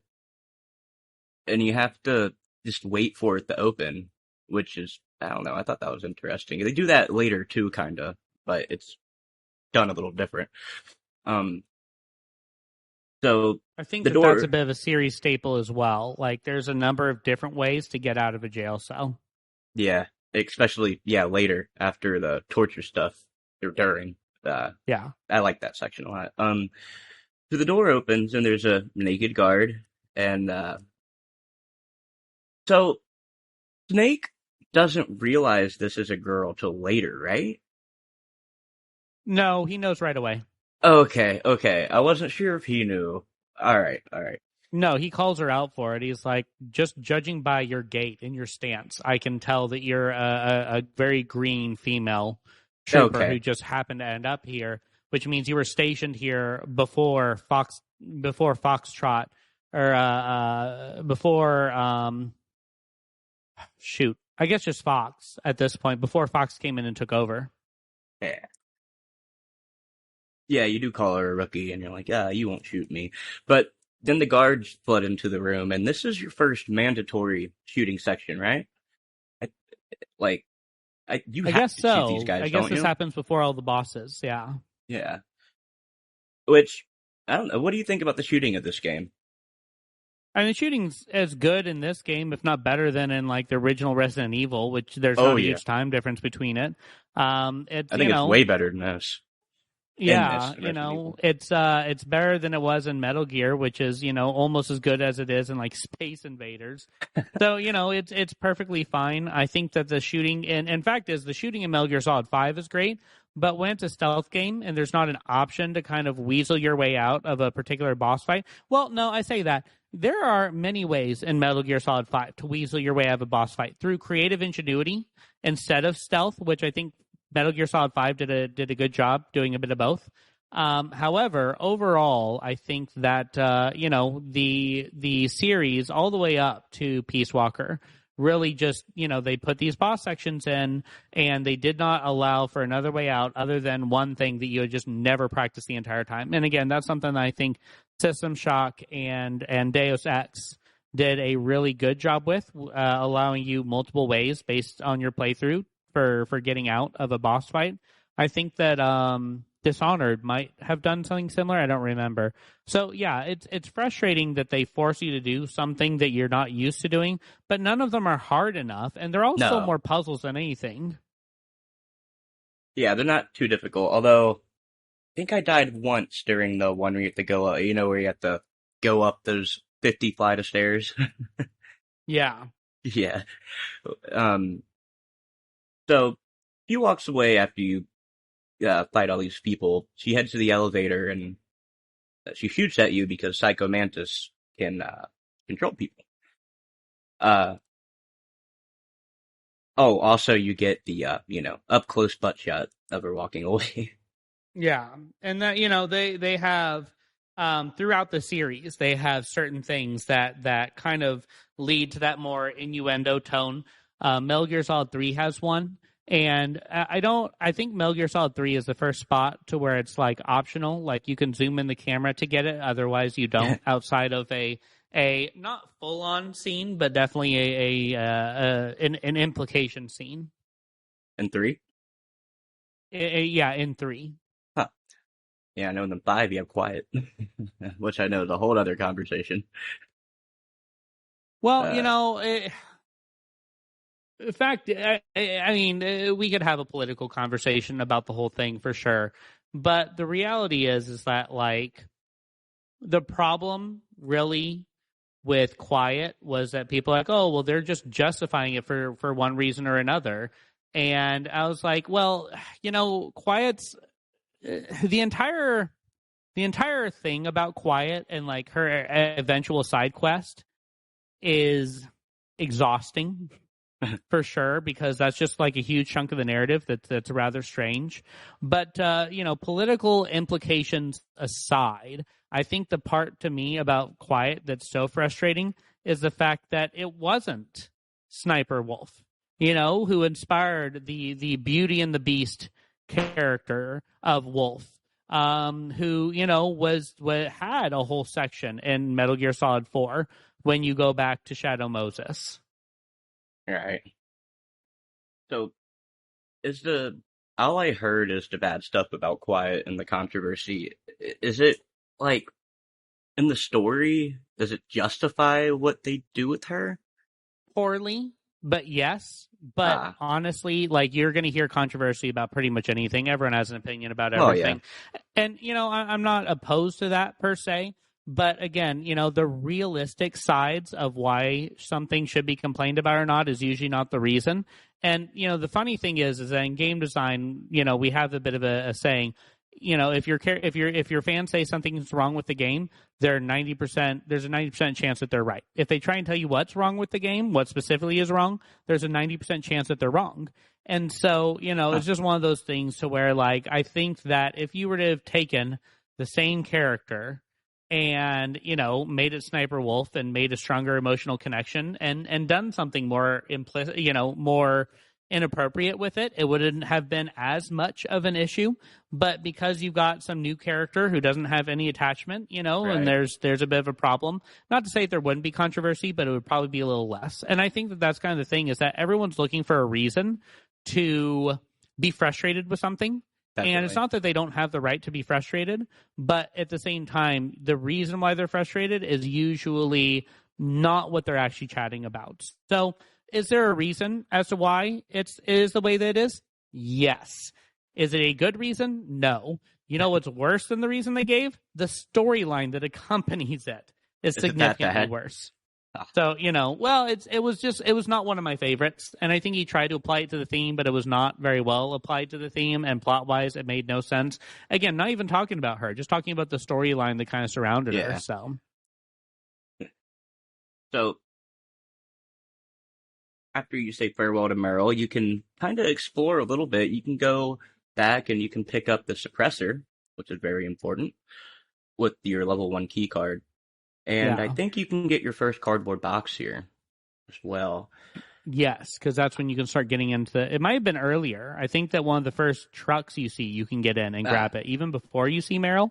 But I think that this is where they force you to grab it if you didn't pick it up before. I don't know if I was just using them wrong, but I never had any luck with the boxes.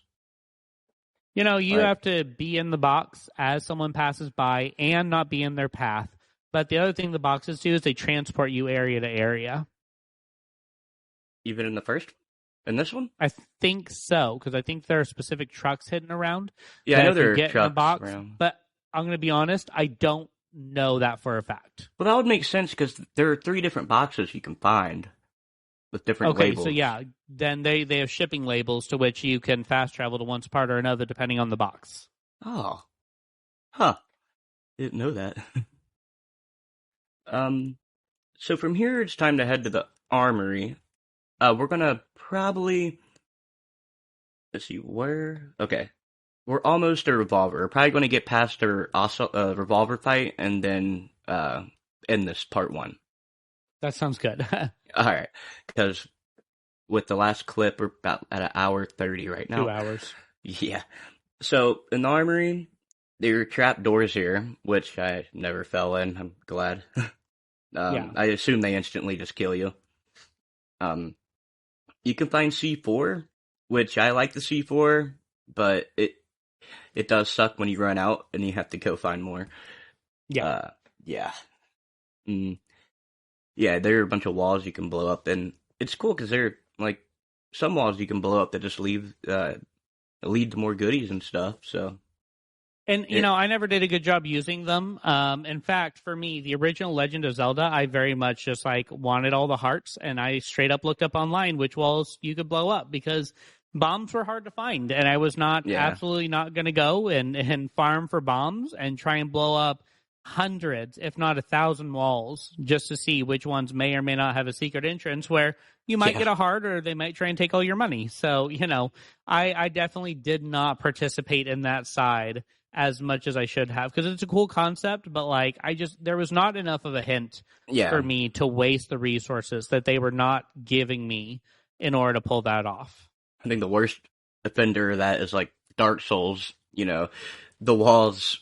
There's no real indicator, so you got people just walking around smacking every wall in the game to find an invisible wall. Yeah. Man. I did find one good use for the C4. Later in the game, whenever you get to the elevator that you get ambushed on, I did use C4 for that fight. And just blew the guys up. Yes. Yeah, it worked well there. Um, so you blow up some walls and you end up getting to Baker. And Baker's Yeah. all tied up and it kind of looks like a saw trap almost.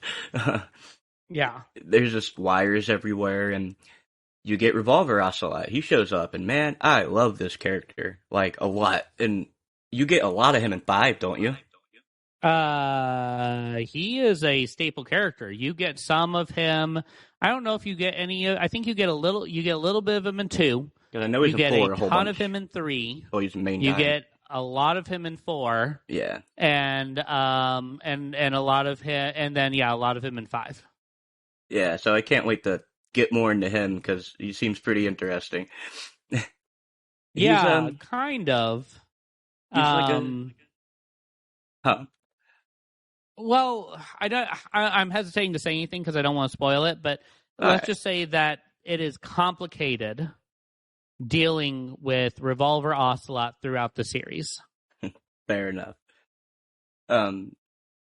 Yeah, he just looks straight up like a cowboy, kinda. He's white-haired cowboy, has a bandolier across his chest. He's obsessed with his revolver. He's that way in 1, 3, and 5, but he's not that way in 2 and 4.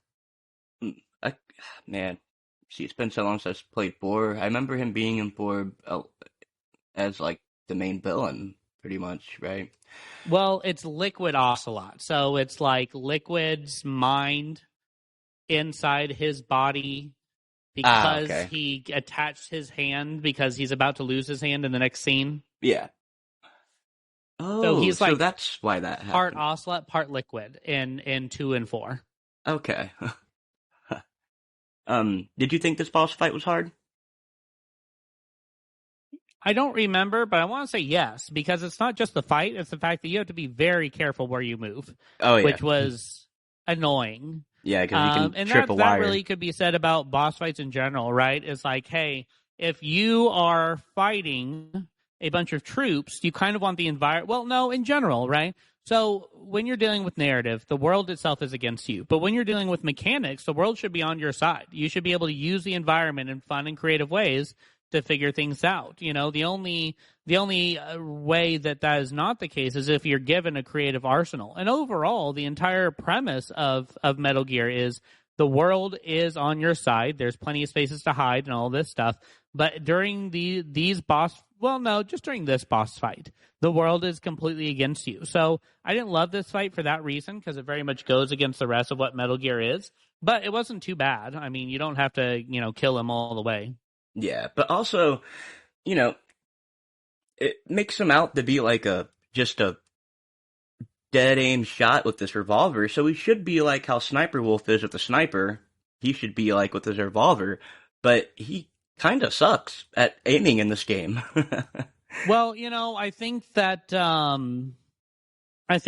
you kind of get to see that he doesn't really want to kill Solid Snake. So I think that the outside of the mechanics, I think that narratively speaking, he's also not particularly interested.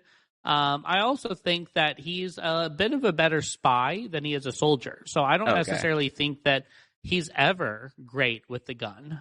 In fact, the first time he picks up a revolver is after is in the third game. And he Snake compliments him. He's like, hey, you would be really, you're pretty good. That's actually what he says. He says, you're pretty good. And then Ocelot takes that line with him everywhere he goes. And, he switches to the revolver because his gun jams. And that's where he makes a comment in this game where he's like, I love the thrill of having to reload in the middle of battle. But he is a very talented shooter. I think the narrative reason as to why he's so bad here is because he doesn't want to kill Snake. And also, maybe he's trying not to hit the wires and blow himself up, too.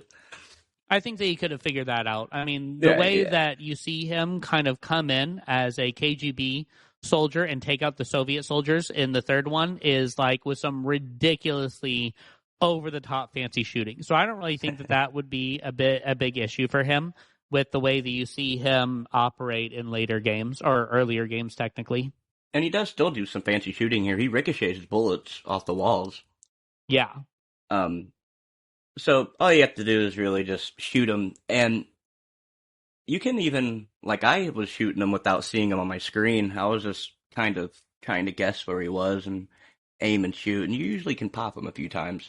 Yeah. Also, if you throw a grenade in the corner, you can get him too. But it's risky. Yeah. Yeah, to say the least. So after you beat him, he pops out about to shoot you, and his hand gets chopped off. Yeah. And it hits the wire. Do you know who chops his hand off?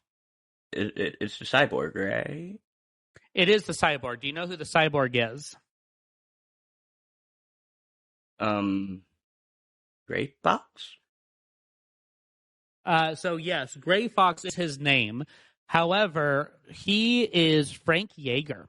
Frank Yeager was a prisoner of war in the first Metal Gear that Solid Snake rescues. And then... That's right. Yeah. Who tells you that later? And I forget why, because they basically are like, oh no, Solid Snake has gone crazy. Please help us. We worked here. But then, like, Big Boss, like, comes in and, like, saves him and other people, like, during the fall of Outer Heaven. And so because of that, he becomes really loyal to him or something, and then you end up fighting him in like a small Metal Gear or something in Metal Gear 2. And then he gets so badly damaged that they turn him into into Gray Fox, into the Cyborg Ninja. That's right. Yeah, and so he is Frank Yeager. And then again, we like I've said, Kojima loves creating tropes and then using them. But he's the character who Raiden is supposed to be, right? After Raiden fails, or he in the fourth game, he's kind of Raiden takes that position. Yeah. I think you talk about Frank with Naomi later, because Snake says, like, his only friends are the Colonel, Frank Yeager. And I think that's all he says. Yeah. Yeah, because they were the ones who went in to get him. Yeah. And Frank Yeager is not ever one time mentioned in Metal Gear Solid 5, which is, again, a huge, huge missed opportunity. That's very weird. Huh. It is very upsetting. Yeah. I wonder why they did that. They just forget about him? You get to see Hal for like a teeny tiny bit. Liquid is in like a deleted scene, or no, in the game, and then has like a weird side mission, and then was like supposed to continue that to end the game. There are so many things about 5. I could redesign that game from the bottom up and make it perfect. But it's a mess. Narratively speaking, gameplay wise, it's one of the best games you're ever going to find. Well, maybe one day if you're down, we could discuss it. 100. Well, okay. Here's the deal, though. Okay, it's going to be a while before you get to that game, but at a certain point, doing this podcast, building up a small audience, at a certain point, we could find a way to like stream that game and play through it that way. That'd be cool. Yeah, I do want to get to more stuff after maybe after a year or so of just doing this, Maybe and it'll take you at least that long to get to 5. I have a feeling. Oh, yeah. Yeah.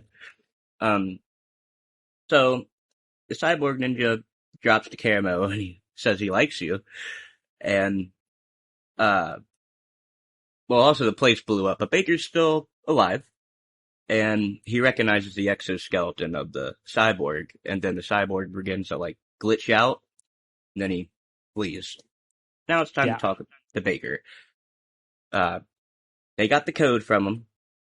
So they could launch the nuke apparently any time now. And he has brain implants so he could resist Psycho Mantis. So he says the DARPA chief has them too, so he shouldn't have been able to read his mind. going on? Uh, let's see. I like that. Revolver Ocelot broke Baker's arm, and Snake's just like, well, you're even now. He got his hand cut off. Yeah. I like Snake's. I like how serious he is, but he's also willing to joke around. Yeah. It's pretty good. And again, I definitely prefer Big Boss's more emotional take to his humor. Solid Yeah, Snakes is very much like, yeah, whatever. But yeah. but no, he definitely is willing to dive into that, and you definitely see that a little bit more in two. And then you tell him the DARPA chief is dead, and he starts just whacking you with his cane, and Yeah. because I guess he thinks you did it for a second, but you asked for his key Well, card. Oh, huh? I mean, at the end of the game, it's revealed that it was you who killed him. Oh, right. Duh. I'm Yeah. not sure if you're taking this on an approach like that, but I don't know how much that he knew, and honestly, the Fox die is so clouded in mystery that it doesn't really do a good job explaining. They don't ever bring it up in the second game, and then the fourth one, it's like, oh yeah, well it was here, but you'll live longer, right? Even though you're a clone with the half-life cycle of of a Star Wars clone, you'll still live. You're just here to kill me, and it's like, okay. Thank Yeah. you. Thank you for that weird exposition that was completely unnecessary. Yeah, so with these episodes of the game itself, but yeah, well, spoiler brief, yeah, because we're going to talk about it anyway. Just keep spoilers to like the other games in the series to a minimum.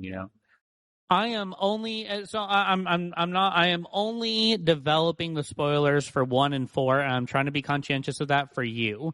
I'll talk about mechanics in other games just to like connect those, but I'm trying only to like maintain the spoilers for 1 and 4 because I know you played those, and I talked about Metal Gear 2 because I don't anticipate you going back and playing that one anytime soon. I enjoyed the original Metal Gear games. But and they're fun in their own way, kind of like the original Legend of Zelda is fun. Yeah, But it's definitely one of those things to where like you're not going to dive into those anytime soon, except for perhaps on a historical route. And at that point you might as well know the story anyway. So those are the only ones I've given spoilers for, specifically to make sure that I do not spoil 2, 3, or 2, 3, Peace Walker, or 5 for you, because those are the other main canon entries for you to get through. hey, I appreciate that. I do. I 100% plan on doing the other Metal Gear and Snake's Revenge eventually, because what I want to do with this podcast is talk about everything from like The Last of Us to the most obscure Game Boy game you never heard of. Yeah. I just Did you know gaming will be a good reference point for you? what will? Did you know gaming is a YouTube channel where they have a lot of obscure facts about a lot of Oh, stuff? yeah, I'm always on YouTube, but I can't believe I haven't ran into that. I'll have to look at it. It's not like yours where you're like going in depth. They just bring up random facts, and it's a pretty cool channel, but it might be a good reference point for you. All right, check it out. Yeah. So this Metal Gear episode, I plan on being the third episode aired. Or the first one's going to be on Banjo-Kazooie, Ooh, love that which game. we already recorded that episode and it went well. Yeah, I'm Good. excited for it. So let's see. Oh, you asked him for the key cards, but he said the woman from earlier, Meryl, took them. Um, this is where Snake suspects that Meryl could be the Colonel's niece because she's a rookie, like Detective Snake. He's good. Yeah. Yeah. Um. Oh, this is when Baker's like, I need to give you this frequency to talk to Meryl, but you need to check the back of the CD case. Yes. I knew that happened in the game. I've heard of it, but I didn't know he straight up tells you. Well, no, then that's not it then. I don't remember which frequency it is because I don't think it's a frequency that you will find in the game ever. So I think if Oh, he's giving you okay. the frequency for Meryl, I think the frequency on the back of the disc is for something else, and I don't quite remember what it Okay. is. Okay. Yeah. Yeah. So now you need to go find Hal Emmerich, who's the leader of the Metal Gear Rex project. Yeah. And he says he's somewhere in the nuclear warhead storage building. And this is where you get a lot of political rambling about the threat of nuclear war is greater than ever. He rambles on about China and Russia and how peace and budget cuts is ruining him and all that. Yeah. Um, he then gives you, hold on. He gives you a disc that he asked to give you. He asked you to give it to Jin, which is the Colonel. I forgot that. Yeah, you get the Colonel's name here. And you also get the level 2 key card, so more exploring. Colonel Campbell? Yeah. I think his name is Roy. Oh, it is Roy Campbell. Why did I? And the only reason I know that is because I do not remember them telling you his name in the first one. That doesn't mean that they didn't. I just didn't remember. I just remember because he's a main character in Portable Ops. That's the only reason I know that. Man, he's Secretary of Defense. Okay. Got it. He wants you to give that to him. Apparently, according to the Colonel, the Secretary of Defense is the only person with full access to those. Apparently. So you get a lot of info dumped on you here. He reveals that the cyborg ninja was a Foxhound secret, an experimental genome soldier, and he tells you to ask Naomi about it. And then he starts talking about Metal Gear, and the same thing happened to the DARPA chief. Yeah. After mentioning the Pentagon, he blames the Pentagon after it starts happening. Yeah. Then the Colonel calls you and says, "All right, you're working for Meryl, and you can trust her more than you can trust me."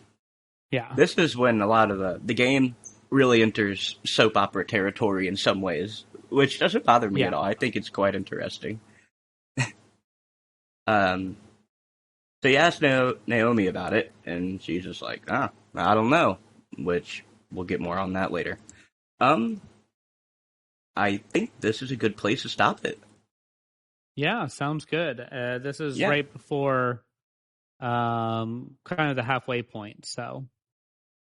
Yeah, and in this episode, we covered a lot of the generalities, so we'll probably mostly go with the story on the next part.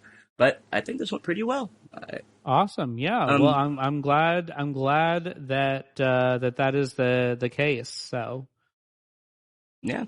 Thank you guys for listening. You can email if you want to bring a game of your choice to the podcast. Email me at neverenoughgaming@outlook.com, and you can come on. This is what we do on the show. Guests bring games of their choice. I play them, and we talk about them. Any game. We can have a 20-minute mini-sode about Candy Crush. Why not? All right. Well, farewell in the recording.